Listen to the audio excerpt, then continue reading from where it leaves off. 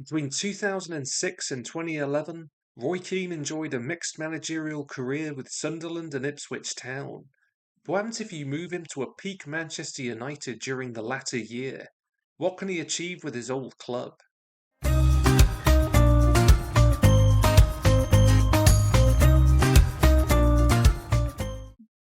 Roy has returned to the Northwest.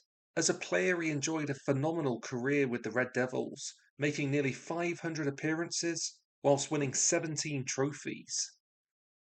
But Football Manager is not quite as generous to Keane the manager as they were to Keane the player. Whilst there was definite success during his time with Sunderland, winning a championship title, his time at Ipswich was a lot more forgettable.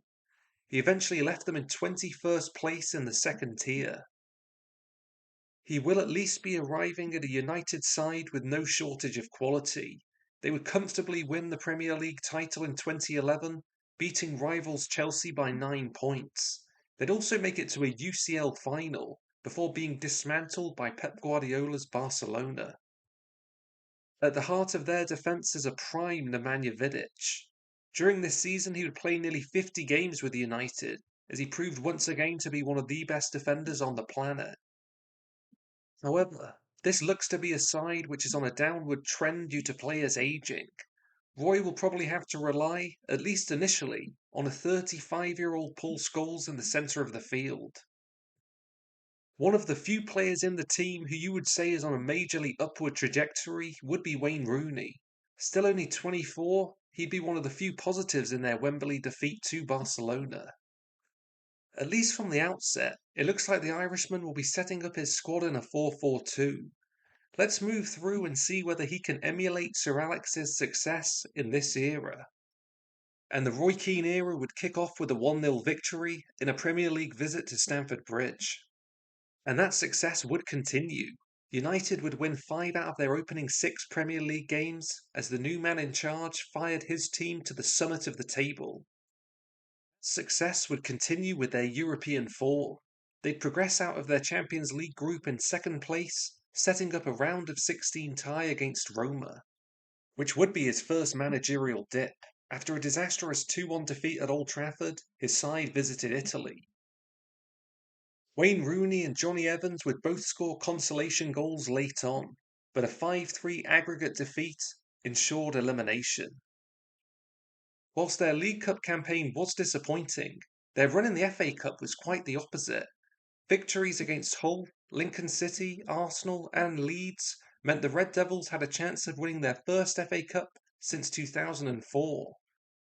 The opener would come from an unlikely source, John O'Shea volleying home. As time was about to expire, Newcastle went all out for the equaliser, moving Tim Krul up front for a throw-in. Hernandez gets the ball on the break and doesn't hesitate to shoot from range. His goal secured a 2-0 win and a cup triumph. He also performed well in the Premier League, finding himself on the end of Antonio Valencia's cross against Arsenal. And that goal proved to be incredibly valuable. At the end of Roy's first season as United manager, he triumphed in the Premier League as well as the FA Cup, beating out the North Londoners by a single point. Looking to emulate that success in his second season, he'd be disappointed. Early eliminations in the League Cup and FA Cup would be followed up by another round of 16 Champions League defeat to Real Madrid. A 6-1 aggregate scoreline was generous to United. Whilst they replicated their 80-point total in the league from Roy's first season, that was only enough for a third place finish, as City got their hands on English football's biggest prize. In the first 2 years of Roy's reign, United have been largely inactive in signing new players in the transfer market. That would change in August 2012 with the $40 million arrival of Douglas Costa. Despite being just 22 years of age here, he's already matured into an absolutely elite winger. He and his compatriot Anderson would form a decent partnership on the left-hand side of the midfield, contributing 26 goals between them in the league. That kind of form would propel them to a second title in 3 years, this one in far more convincing fashion, with Arsenal 9 points behind.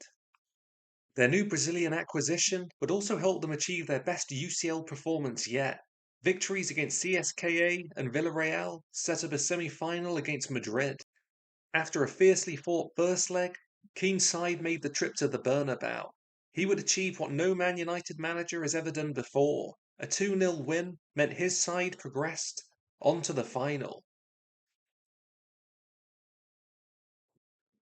And all that stood in his side's way was a prime Barcelona. In 2009 and 2011, Manchester United would fall to the Catalans in UCL finals. And it would be a John O'Shea opener from the corner before David Villa struck back almost instantly. Despite Barcelona's domination of proceedings, they were largely wasteful in front of goal. Rooney's effort could only be parried before Nani scores the rebound. Javier Hernandez's late goal would secure a 3-1 victory. In pretty impressive fashion, Roy has earned his side a first Champions League trophy in 5 years. His true managerial zenith would arrive 6 months later. His United side would triumph 4-0 in the Club World Cup final against the LA Galaxy. But elsewhere, their form was waning. An early elimination in both domestic cups was followed up by a round of 16 4-1 aggregate defeat against Real Madrid in the Champions League. After a particularly torrid run of league form, Man United would finish in a disappointing third position in the Premier League, with growing murmurs about Keane's position. And the 2015 season would see them fare no better. After losing out in the FA Cup fifth round to Arsenal, just a few days later they'd be eliminated from UCL competition by Lyon. With almost 4 months to prioritise the Premier League, they went out in search of a third title in 5 years. A 2-1 victory in Liverpool was a huge win as the season closed. Once again, they would miss out to their cross-city rivals. This time around, just 2 points behind the eventual champions. Whilst it was their second highest points total over the last half a decade, it would be the Irish manager's final campaign. 2 trophyless seasons meant his time at the club was over. Roy Keane would leave Manchester with 6 managerial trophies in total, including 2 Premier Leagues, a European Cup, an FA Cup, and 2 Community Shields. Of the 267 games he coached, he'd lose out just 46 times, not finishing below third in England's top flight. As a player, Roy Keane proved himself a Premier League legend. In the managerial dugout, he also enjoyed brief success, but couldn't replicate that on-field performance. Now entering his 50s, time will tell if he ever decides to get back into the dressing room once again.